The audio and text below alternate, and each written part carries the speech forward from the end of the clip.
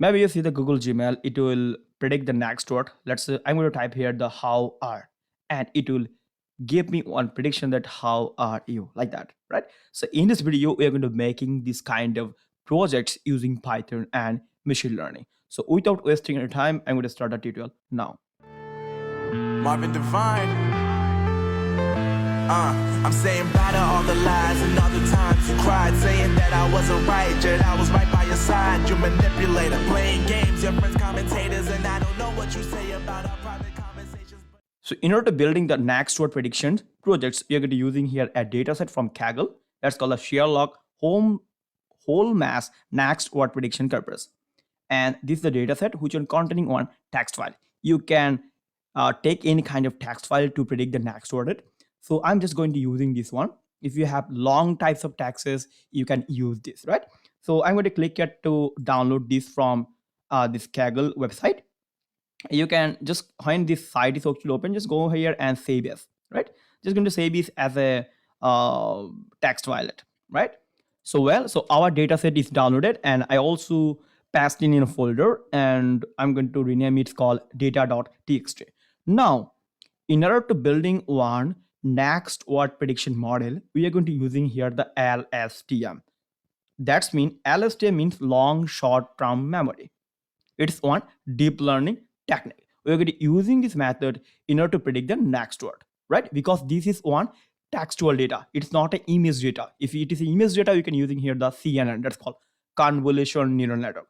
So the LSTM is one kind of recurrent neural network. It's called the RNN. Okay. So now what we're going to do here, I'm going to simply open my Jupyter notebook. So I'm going to click here and type here the Jupyter notebook. JUPY notebook. That's it. So my Jupyter notebook is opening, and it will opening this Jupyter notebook in my server. Okay, that's it. So I'm going to click here to create new Python file here, and it will creating here one new empty Python file, right? So what I can do, you can simply rename this. You can simply rename this one the notebook, right? So let's say the next word predictions. So let's say next word prediction. Okay, so like that, we're going to just rename it, right? And now what we're going to do, we can go for the full screen mode. So now we're going to importing here the necessary library in order to building these whole applications. So for that, we are going to import here the TensorFlow. So let's say I'm going to import here the TensorFlow, and also I'm going to import here my layers and also the tokenizer, because we're going to be processing our data, and this is one textual data. So in order to process the data, we're going to using here the tokens. We're going to using here some tokens. So for that, we're going to import it from TensorFlow. So from TensorFlow dot carols, and carols is the backend of the TensorFlow, and TensorFlow is not, it's just one kind of framework, right? And from carols dot preprocessing, pre-processing, and from the text, we're going to importing here the tokenizer. That's called the tokenizer. So this is called the tokenizer. Well, then also we're going to import it from TensorFlow dot carols, and from the layers, because we're going to be building here on LSTM model. So in order to building on LSTM model, first you're going to give here one input layer, and that's called the embedding layer. That's called the embedding layer, right? That's called the embedding layers. And also you have the LSTM, that's called long short term memory, this one kind of RNN. So now the question is, why should we use here the LSTM? Why not RNN? Because if we are trying to using here one textual data, there are so many words. So it's quite difficult to give one directions or give one class in kind of RNN. But in LSTM, we can store the memory data in the story, the memory data, because let's say we have one text, how are you? So there are three sentences, right? So 3 words. So the RNN actually giving here one feature, that how for 1 and you for 2, and the R, how you are. How are you? How means 1, R means 2, and you means 3. So if there are multiple number of words, so we need to also map them in a multiple number of words. Let's say we have that 1,000 words, so you need to making the feature of 1,000. So which one is very difficult to training the whole model? So that's why we're using here the LSTM. Here we don't need to do it, right? That's why we're using the LSTM. Now we need to import my models. I mean, which kind of model that I'm going to build. I'm going to be building here on sequential model. So from TensorFlow dot keras dot model. So that should be the models, and I'm going to import here my sequential model. That's it. And also we need to convert this into categorical. So let's also import it. So from TensorFlow dot keras dot utils, and I'm going to import here the two categorical. So that's with two categorical. So if you need the auto suggestion in the Jupyter notebook, you can just press the tab on your keyboard, right? And also import here my optimizer. So which kind of optimizer are you going to use here? Simple Adam is the best one. So TensorFlow dot keras dot optimizers, and I'm going to import here the Adam. You can see here Ada Delta, Ada Grid, Ada Max. You can use it, but Adam is the best one. And also I'm going to import here the pickle so that we can save the model file in our directory. And must numpy. So numpy as np, and also we need the os. That's it. Shift enter. Now it is loaded all the library on my system. Now we have one textual data in our folder, right? So this is called the data.txt. So I'm going to import it from, let's create one variable. It's called file, and I'm going to open it and open in the read mode. So our data.txt, then we're going to open it in a read mode. Then we need to also give it the encoding, and it's by default encoding it should be UTF-8, right? UTF-8, right? And now our file is loaded. So if I try to see it, file, let's see this out. Okay, it's one text wrapper. It's one the text wrapper. Now that's mean our file is loaded correctly. You can see a name, and the mode is nothing but R, read mode, and encoding is nothing but UTF-8, right? Now what I can do, you can simply store this file inside one list, right? So for that, I'm going to using here one empty list. So let's say lines. So because there are so many lines, so let's iterate all lines from here. Let's I in file, and I'm going to append it inside my lines. So lines dot append, and I'm going to pass it into y. Okay, fine. Now let's try to print the lines. Okay, now you can see here, this is my text. This is my data set. Now in this data set, we have some backslash and some space, right? So you need to also remove these spaces from here. So this is called the text pre-processing. Better we can also convert this list into one string, right? So let's say data, and let's make it one empty list. Then we're going to iterate to all the value from our lines, I mean list. Then we're going to simply convert them into the string, right? So for that, what I can do, we can data equal to, just going to add here. Okay, sorry for that. I need to pass it here data, and we're going to join it. And after joining that, we're going to pass in my line. Simple. Now it will store this data inside my data string. So data, let's try to fact it out. Okay, now data is converted into one string.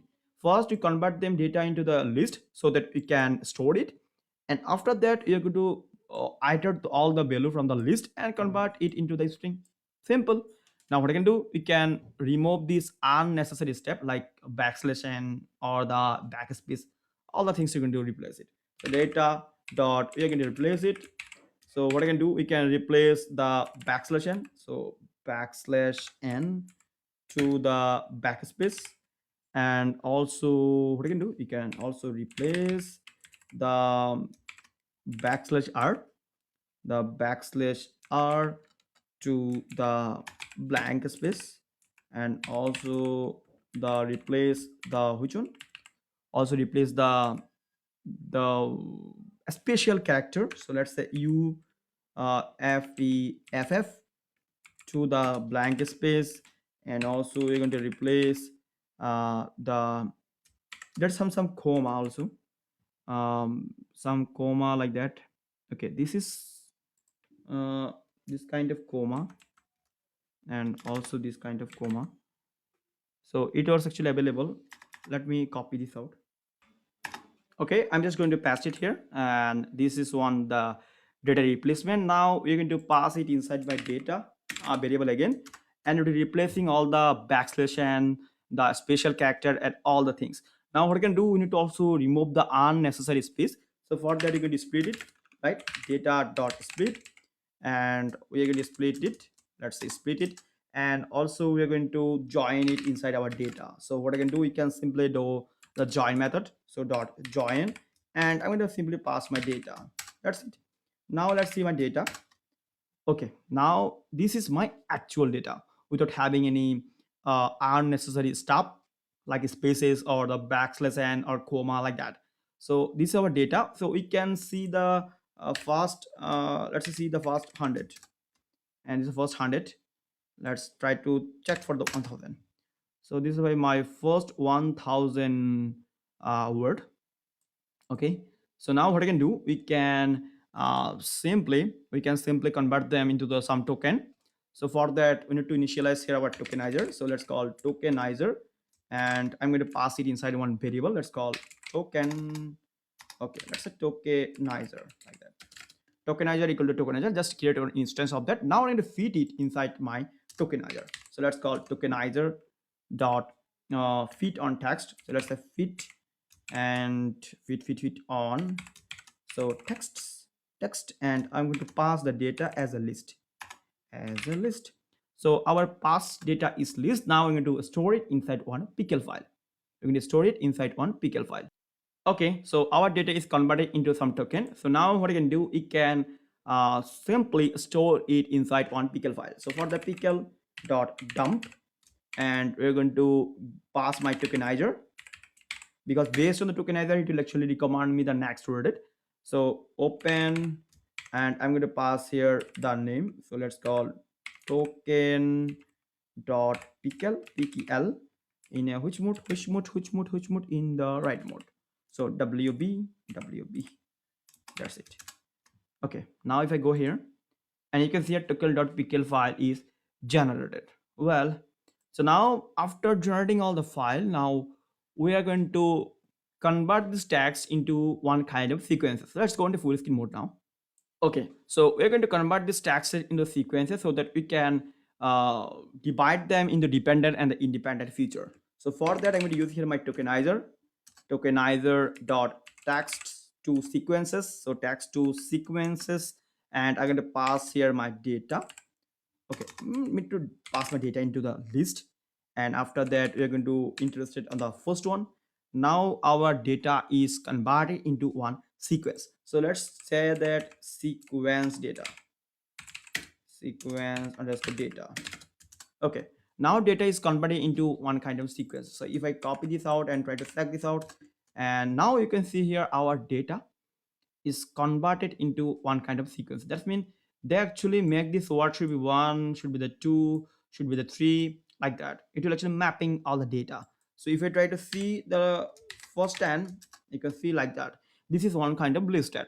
Now you can check the sequence line, that how many unique words are available inside my data set.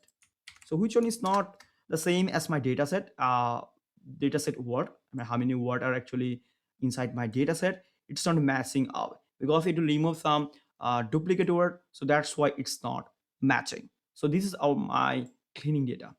10,005 or not 10,000. It's quite big, right? So what I can do now, we're going to convert these taxes into the vocabulary size so that we can pass it inside my embedding layer, because we're going to building here on a model, right? So that's why. So what I can do, we can check for the tokenizer dot word index. So let's say tokenizer dot word index. So this is my word index, and we're going to give here +1 because it will start from the 0. So that's why. Now we're going to pass it inside one variable that's called vocabulary size. So we can say vocabulary, let's say vocab size. So this is my the input length, right? My input length. So if I'm trying to see this vocabulary size, so let's copy this out and I'm going to paste it. And this is my vocabulary size. That means this is our input size. So now what we can do, we can simply taking that 3 word, and it will give me the next word. Let's say I'm going to say that I am loving. Okay, I'm loving. So it will generate the next word. Let's say with you, right? So this is the actual word. So you're going to giving here the 3 word in input while you're testing out, and it will giving me the next word that's called with, like that, like that. So for that, we're going to creating one sequence of that. When I type here the 3 word, it will give me the next word. It will give me the next word. So for creating the sequence, we're going to creating here one list called sequence. Then you're going to iterate through I in range, and you're going to pass here the 3 word, and you're going to pass my length of the sequence. So my length of the sequence is nothing but this one, length of the sequence. And then, okay, it's not like that, sequence. And then we are going to get the sequence. So let's call sequence. And from the sequence data, we have our sequence data, right? This sequence data. So go to the sequence data. Then we are going to check for I minus 3 to I plus 1. So why like that? Because we are using the 3 word. Let's say I am loving, like that. So see one thing, we are starting from the 0. I is 0th index, m is a number index 2, and loving is index number 2. So that's mean when you start from the 0, so it will form when you start from 3, so 3 minus 3 equal to 0, and I is right now 0, right? That's so I is right now 3, so 3 plus 1 equal to 4. That's mean it will give me the next index, that's called 3. I am loving with you, like that. Again. Let's say I is right now value is 3, right? 3, and 3 minus 3, that's 3 minus 3 equal to 0, Then we have another one, I plus 1. That's mean 3 plus 1 equal to 4. That's mean when you give here the 3 word, it will give me the next word. That's mean number 4. Simple like that. Now what I can do, you can simply pass it inside my sequence data. So let's store it into one variable. Let's call words, and I'm going to pass it inside my sequence. That's called sequence dot simple append, and I'm going to pass my I. That's it. Now what I can do, you can check for the my sequence data. So let's try to check for the length of the sequence. So sequence, and this is my length of the sequence. Mostly same. Just literally minus the 3 1. Yes, 3 data. That's it. Quite. Now what I can do, you can simply convert this sequence data into the NumPy array, so that we can simply pass it inside my LSTM model. So sequences, okay, sequence equal to np dot array, and we're going to pass it the sequence. Okay, now if you try to check this out as a NumPy array, so this look like that. It's one NumPy array.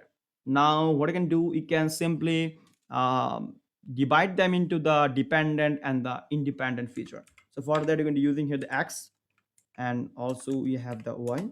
So y, like that. And then what I can do, you can convert them into the x and y. So for that, we can do, you can get it from our sequences. So for the sequence, so sequence, and then you're going to pass here the data inside my x.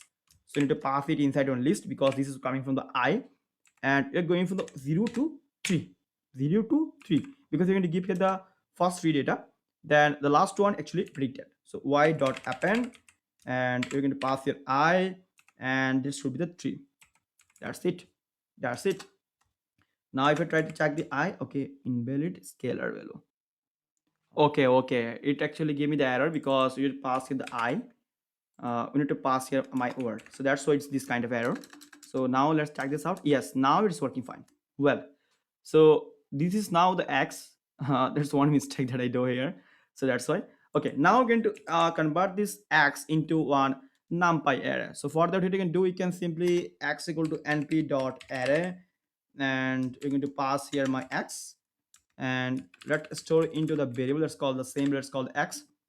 Then also we have the y. Okay, now okay, cool. Array. Okay, why I do this stack? Because it's distracted this error. So y. Now the x and the y is converted into the numpy array, but we need to also convert this y into the categorical one. Why the caps lock is always on? Okay, now good. Then we're going to convert this y into the categorical, because this is the predicted the feature class. So that's the two categorical. We're going to pass here my y, and now the number of classes. So number of classes is nothing but my bookability size. So if I go up, you can see here the bookability size. So this is nothing but my number of classes. That's how many words are actually available inside my y. Now it's fine. So you can check that y. Okay, let's check for the first five one. Okay, this is the list for that. You can see it correctly.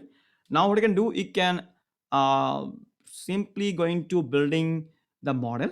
So you know, to building the model, so what I can do, so let's say building the model. Which kind of model? LSTM model. Okay, cool. Okay, it will give me the error because I need to go into markdown. Now boom. Okay, building the LSTM model. So because this is one sequential model, so for the model equal to sequential, right? Now I'm going to pass here my embedding layer. This is my input layer. So model dot add, and we're going to pass here my embedding layer, and this is my embedding layer. And inside this embedding layer, I'm going to pass my bookability size and the 10. This is my input, and I'm going to pass here my input length. So my input length should be the 3. That's why you're going to pass here my 3 input, right? Then what I can do, you can add the LSTM layer, LSTM. So having the 100, 1000, and we're going to pass in my recurrent sequence. So return sequence. So return sequence means we have the 1000 parameter, and we're going to pass my return sequences, because it will returning the sequence as a memory. So that's because this RNN is not actually work. So that's the basic difference between the RNN and the LSTM. So you need to give here the return sequence. It will returning this memory again to the input parameter. Then you're going to add here my model.add. Then you're going to pass here my LSTM having the 1000 again, and then we are going to add my dance layer so that it can make it in a 0 and a 1 with having the activation function that's called the relu. So I'm going to add here model dot add, and I'm going to pass my dance layer having the 1000 kernel, and also the activation functions.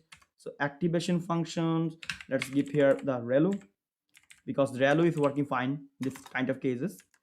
Okay, where is it? Relu.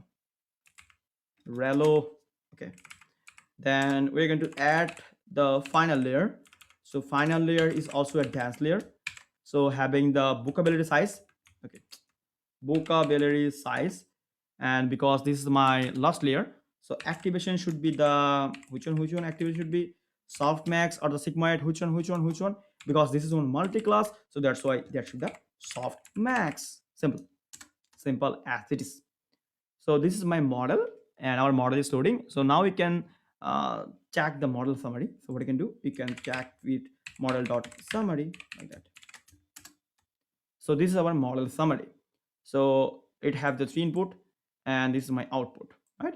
And how many total parameter and trainable parameter, you can also calculate them. Now we need to train the model. So in order to train the model, we can use here some checkpoint, so that it will actually predict, it will get the best one. In no videos actually do that, but in the first time I am using my checkpoint here in this tutorial. So let's say from TensorFlow dot chars, this is one callback. So That should be the callback.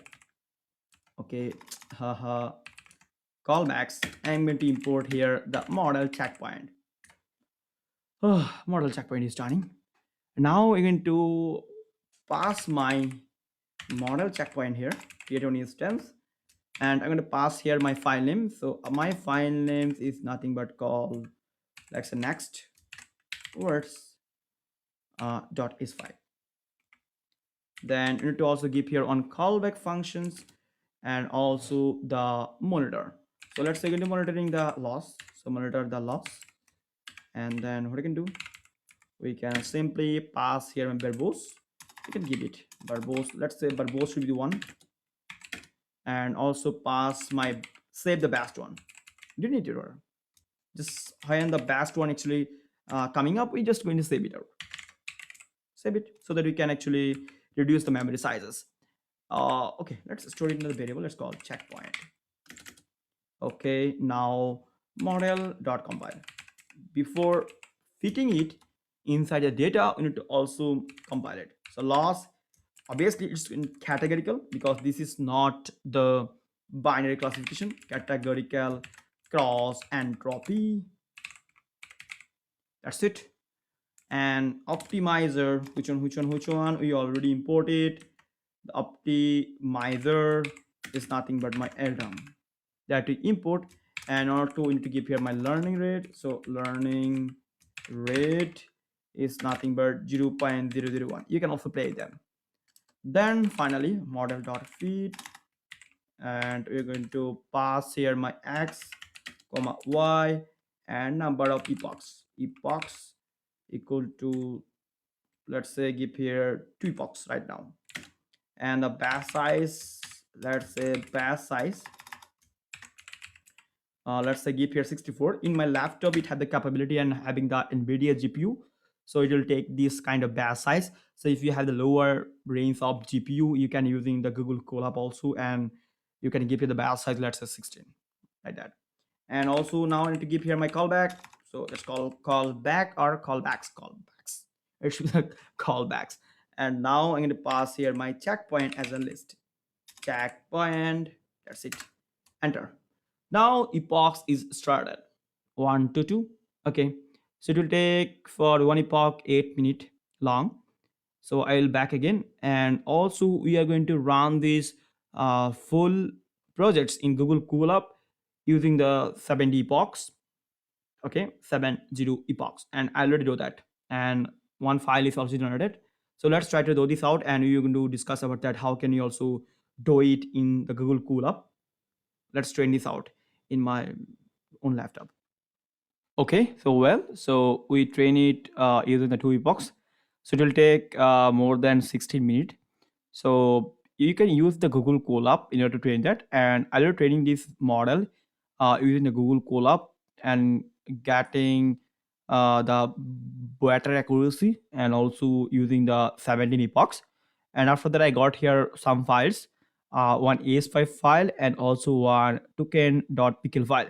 So now what we're going to do here, we're going to testing it out. So let's go on the VS Code right now. You can also do it, but I feel better to do the testing code in the VS Code. So let's go on here. So you can see here the next word.is5 file, which was generated while we are training the file for the 2 times. So now I'm going to pass here the another file. So which one is training for the nothing but the 70 epochs. So that's why this is the best one. So I'm just going to delete it right now, and let's try to use this one. Okay, this is the best one. I should train it using the Google Colab. You can using the 17 epochs. So that's why it should be the better one. So now what I can do, I'm going to simply open the VS Code here. Open it VS Code. So let's open it. Okay. So now what I can do, you can simply creating here one Python file. So let's say test.py. Well, and I'm going to import the load model. So let's close it and close it. Okay. And first I'm going to import here my model. We have the AS5 file and also the token, right? So from TensorFlow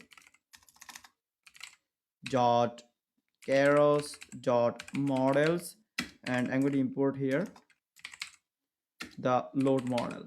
So this is my load model. Okay, load models, this one. And also import here the numpy. So import numpy as np, and also import here the pcal because we need to load here my token file. So that's why. So let's try to load the model. So model equal to load model, and I'm going to pass here my model. So my model is nothing but my next words, words dot is5, and also I need to load here my token. So that's why pkl, because this is one pkl file. So pkl dot load, and I'm going to pass here the open method, and I'm going to pass here my path. So my token dot pkl file. So this is in a read mode. So rb, so this is in a read mode. So this is nothing but my tokenizer. So tokenizer, toki tokenizer, that's it. Now what I can do, we can simply define here one function which one actually predict the next word. So let's define one function that's called predict what, like that. And I'm going to pass here my model and also my tokenizer. So this should be tokenizer. And what I can do, we can also passing here my text tokenizer, and also my text. So that's called text. Then what I can do, we can simply again convert this into the sequences. That's we do here. If I go on here, just opening this out, it also opening the Jupyter notebook file in the BS code. So for that, you need to just install here one uh, extension in order to load that. So you can see we replace it, and also we're going to convert this into the sequences. So same things that you need to do here. So call the tokenizer dot text to sequences, text to sequence. So sequence and text to sequences, and we're going to pass here my sequence as a text. Okay, this is the text. Then what I can do, we're going to convert these sequences into the numpy array. So let's convert assign into the one variable that's called sequence. That's we actually do in the Jupyter notebook also. So let's call np dot array, and we're going to pass here my sequence. Then we are going to store it inside the same variable. So it's like that. We are just processing the steps. We are following the steps. I mean, we are going to apply the same steps inside our input taxes. Then we're going to using here the np.argmax so that we can get the actual predictions of the value. And then we're going to use your model dot predict, and we're going to pass here my sequence. So sequence, and it will actually give me the value sequence. Okay. Then let's assign into the variable that's called prediction. So let's call preds. Preds equal to np.argmax model.predict, and pass the sequences. Now the word. So where you actually get the word? We're going to get the word inside our token file. So for that, let's assign into one empty string so that we can add it. So for key and also the value, because this is one map, so it having the key and value. So now we get our key, then we need to get the value. I mean, which kind of text set that you're going to predict it. So for that, we're going to using my tokenizer dot word index item. So word, and this is called word index dot item, and we are going to pass it if the value is equal to predictions. If the value means this value is coming from the tokenizer word index, it's the same as the predictions, then what I can do, we can simply assign it inside my predicted word equal to key. That means this key, and simply we can break it out from here. That's mean you don't need to search it again and again. Then what I can do, we can simply print it here. So we can simply print it here. We can simply print here the predicted word. Sorry for this kind of loud biases. Okay. and this is also my sister wedding, so that's why this kind of voice is coming up. Okay, then we're going to return here the predicted word. So return here the predicted word.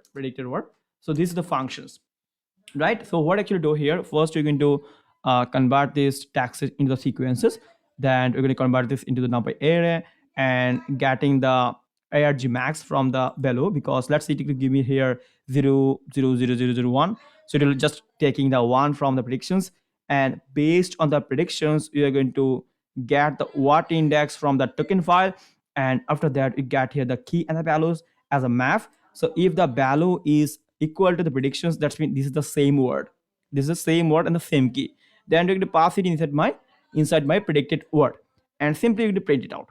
You're simply going to print it out. So now what you can do, you can simply getting one line from the users. Then after that what I can do, you can simply uh, giving the next word to the users. Now we can see that how can we do that, how can we call these functions inside that. Well, so now what we're going to do here, we're going to simply calling this function that's called the predicted word. So simple predicted word, and then what I can do, you can simply pass here our model. So our model and also the tokenizer. So this is nothing but my tokenizer, and also having my text. So let's say give here on text. So let's copy from the data set. Okay. The man with, let's copy this one. Okay, and I'm going to pass it here. So this is the tokenizer. Oh, this is a tokenizer like that. So it's the tokenizer. Let's copy this out and paste it out, paste it out, paste it out. Tokenizer. Also same tokenizer. Now it's working. Okay. Again. Okay. Fine. Okay. So now what we're gonna do here, we will simply run the code from here. Let's run the code from here. Okay. That's it. Opening, and it is loading the model here, and that's it. And you can see here the man D. If I go on here and see the man with D, it's working really very fine, right? Really very fine. So now what I can do, we can creating here one while loop so that it can taking the input from the users again and again. So let's try to do that. So for that we can do, what you can do, we can simply creating here one infinite loop. So you can using in the while true, and we are taking the input from the users. So what I can do, you can using the input, and let's say enter enter u line like that. Then let's assign it to the variable, let's call it text. This is my input text. Okay, so if the text is containing some word like 0 1 2, so what I can do, we can also ignore it. Otherwise you can also break this out. Let's say you're going to give here one text equal to 1. We're going to give here text is equal to 1. That's mean we are going to break this loop. We're going to breaking this infinite loop. So what I can do, you can say that break, that means the program will execute it, right? Then what I can do, otherwise we are going to split the text. So text dot split, you're going to split the text and convert them texted into 3 words. First you're going to take in the first 3 word, so split based on the blank space, and then we are going to taking the first 3, so -3, first year last 3 word. I'm going to take in the last 3 word, and using this last 3 word we are going to print it. So let's say text equal to text dot split, then let's say text equal to text split. So -3 mean nothing but that it will taking the input from the last word with the man, like that, 3 word. We can give here one sentence, let's say this sentence, the adventure of the barley, like that. Okay, so like that, I'm just going to paste it. So it will taking the 3 word of the barley, it will take it, right? Now what I can do, we can simply call these functions like that. So if there are any exception actually handling by occur, so we can also pass it inside the tire catch block. So I think we don't need it. Save it, And now I'm going to run the file here, and it will loading the model files, the next word.is5. Now maybe you can see the enter your line like that. Yep, enter your line. So I'm just going to, okay, we need to also pass this text inside from here. I'm just going to copy this out, and let's close it, and we need to pass the text here. Why I do this kind of mistakes. Okay, now cool, let's save it, and just going to run this again. Okay, it will now loading, and we need to also enter your line. You can convert this into the web applications using Streamlit. So it's your job to do that, because in every tutorial I should do that, but now in this case I'm not going to do that. Okay, so it is working like that. So let's copy one, the 5 points. I don't know it working correctly or not. If you train it more and more, so it will working fine, hope so, right? Let's copy something from here. The word has be, okay, like that. So that's mean it will actually what do you say, it will actually trying to predict the next word. So this is how the Google Gmail actually work to predict the next word. So you just train it for 10,000 sequence like that. So in Google Gmail it will actually training this model using uh, so much of data. So that's why uh, it's working very fine. If you train this model using the more amount of data, obviously it will working fine. So that's it for today now. Hope you enjoyed this tutorial, and make sure to subscribe to the channels, and don't forget to hit the bell icon. And I'll be back with another tutorial. So till then, take care and bye bye.